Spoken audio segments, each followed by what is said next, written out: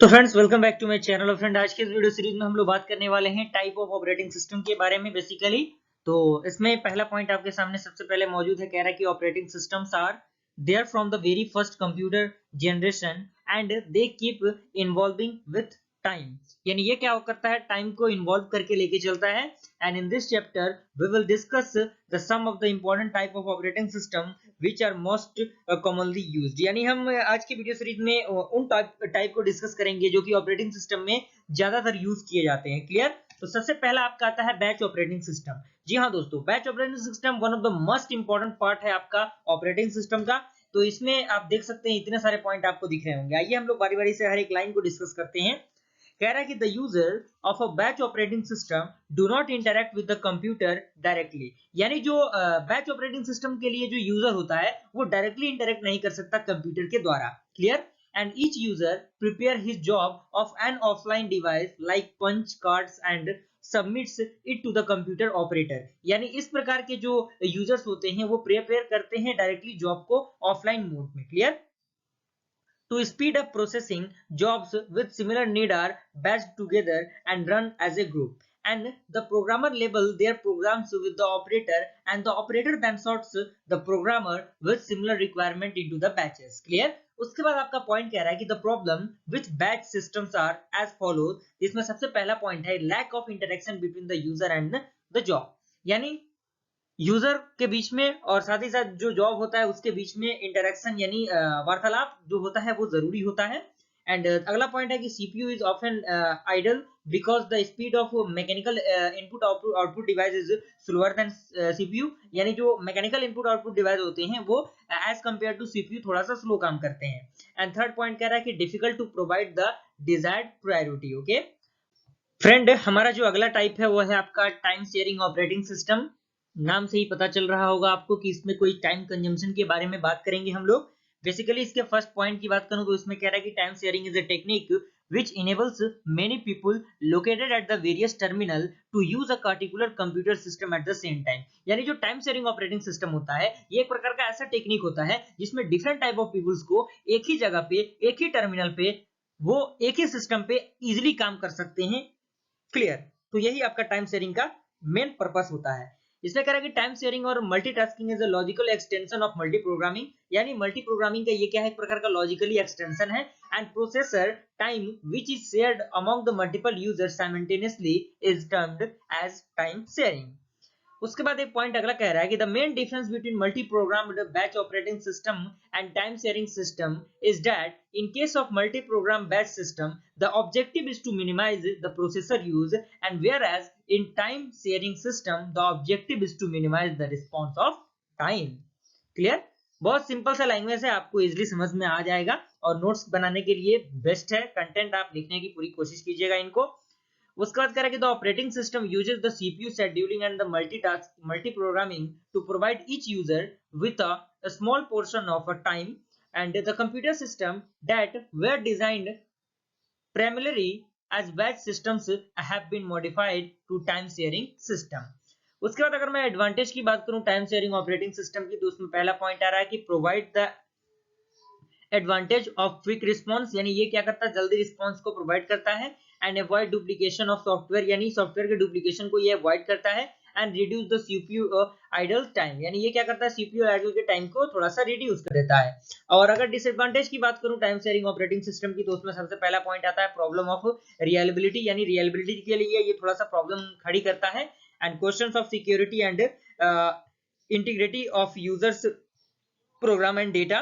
And third आपका है कि problem of data communication. And आपका अगला है ऑपरेटिंग सिस्टम का टाइप, वो है आपका डिस्ट्रीब्यूटेड ऑपरेटिंग सिस्टम। और इसमें आपका पॉइंट कह रहा है कि distributed system use the multiple central processor to serve the multiple real time application and the multiple user, and data processing job are distributed among the processor accordingly, and the processor communicate with one another through the various communication line such as high speed buses और telephone line. यानी ये सारी क्या है, distributed. यानी नाम से आपको समझ में आ रहा होगा डिस्ट्रीब्यूट यानी बंटवारा करना, बांटना। and these are the referred as loosely coupled system or distributed system, and processor is a distributed system may vary in the size and the function, and these processors are referred as sites, nodes, computer and so on. उसके बाद आपका जो advantage है distributive system का, उसमें सबसे पहला point आ रहा है कि with resource sharing facility a user at one side may be able to use the resources available at another.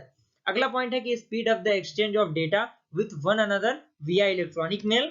अगला पॉइंट है कि if one side fails in distributed system, the remaining sides can potentially continue operating. अगला point है कि better services to the customer, यानी ये distributive जो system होता है वो बेटर सर्विस प्रोवाइड करता है कस्टमर को. अगला पॉइंट है कि reduction of load on the most computer, and आपका अगला पॉइंट है आपका reduction of decay in the data processing. तो फ्रेंड अब हम डिस्कस करने वाले हैं नेटवर्क ऑपरेटिंग सिस्टम के बारे में. बेसिकली इसमें सबसे पहला आपका पॉइंट है कि नेटवर्क ऑपरेटिंग सिस्टम बेसिकली होता क्या है.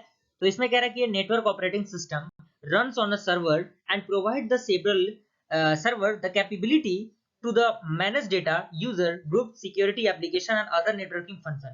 यानी ये क्या करता है, डिफरेंट टाइप ऑफ चीजों को, डिफरेंट टाइप ऑफ एप्लीकेशंस को, सिक्योरिटी को एक साथ क्या करता है, इंटरकनेक्ट करता है, यानी एक ही नेटवर्क में क्या करता है, प्रोवाइड करता है. नेटवर्क आप समझ पा रहे होंगे कि ये नेटवर्क यानी एक सर्कल बिल्ड करना. एंड उसके बाद कह रहा है कि the primary purpose of the network operating system is to allow the share file and printer access among the multiple computers in a network, typically a local area network जिसे हम लोग लैन कहते हैं, अ प्राइवेट नेटवर्क और to other network. यानी जो आपका local area network है वो एक प्रकार का प्राइवेट नेटवर्क होता है. अगर मैं एग्जांपल की बात करूं, example of network operating system include the Microsoft Windows server 2003 and Microsoft Windows Server 2008 and Unix, Linux, Mac OS and Novell, NetWare and BSD. ये सारी चीजें क्या है आपके नेटवर्क ऑपरेटिंग सिस्टम के तरफ वर्क करते हैं. अगर मैं एडवांटेज की बात करूं इसमें, तो सबसे पहला आपका आता है कि centralize server and high stable. And अगला पॉइंट है कि सिक्योरिटी इज सर्वर मैनेज, यानी जो सिक्योरिटी होता है वो सर्वर के द्वारा मैनेज किया जाता है.